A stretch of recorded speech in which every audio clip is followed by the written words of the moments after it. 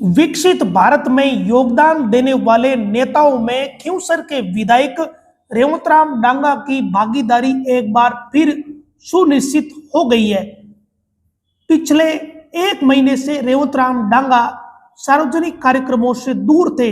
विशेषकर भारतीय जनता पार्टी से जुड़े किसी भी कार्यक्रम में रेवतराम डांगा शामिल नहीं हो पाए, उन्हें बिल्कुल दूर ही रखा गया।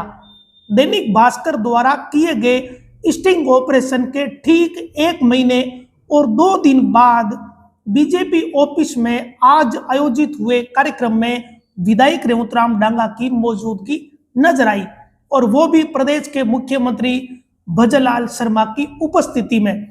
मुख्यमंत्री के अलावा कई बड़े नेता भी इसमें मौजूद थे, जिसमें बीजेपी के प्रदेश अध्यक्ष मदन राठौड़, डिप्टी सीएम दिया कुमारी, प्रेमचंद बैरवा, बीजेपी संगठन के पूर्व प्रदेश प्रभारी अरुण सिंह।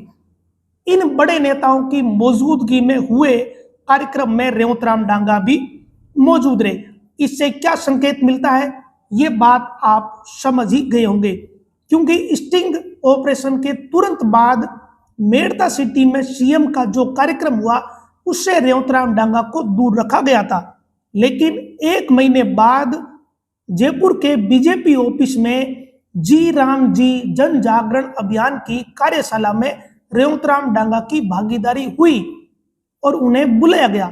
और ये कार्यक्रम था राजधानी जयपुर के बीजेपी का जो प्रदेश कार्यालय है, इसमें आयोजित विकसित भारत जी राम जी जन जागरण अभियान।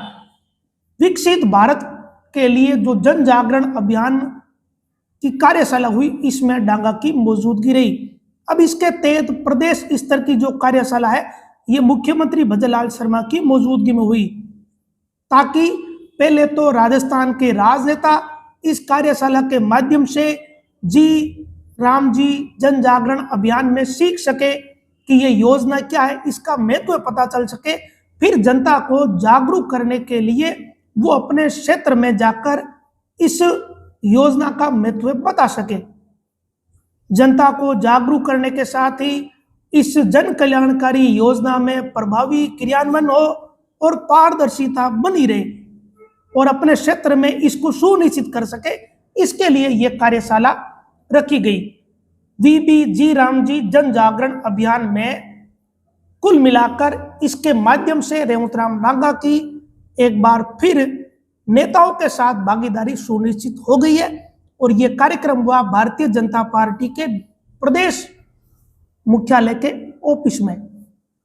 रेवतराम डांगा के खिलाफ स्टिंग ऑपरेशन में जो आरोप लगे, उसकी 2 स्तरीय जांचें चल रही है। एक जांच विधानसभा की सदाचार कमेटी द्वारा और दूसरी जांच बीजेपी की अपनी इंटरनल बॉडी की जांच है, जिसमें अनुशासन समिति जांच कर रही है। एक तरफ जांचों का दौर है, दूसरी तरफ अब संकेत मिलने लगे हैं। वैसे संकेत पिछले दिनों मदन राठौड़ के बयानों के बाद ही मिलने लगे थे।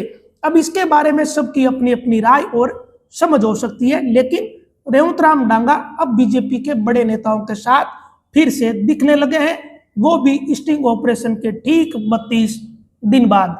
नमस्कार।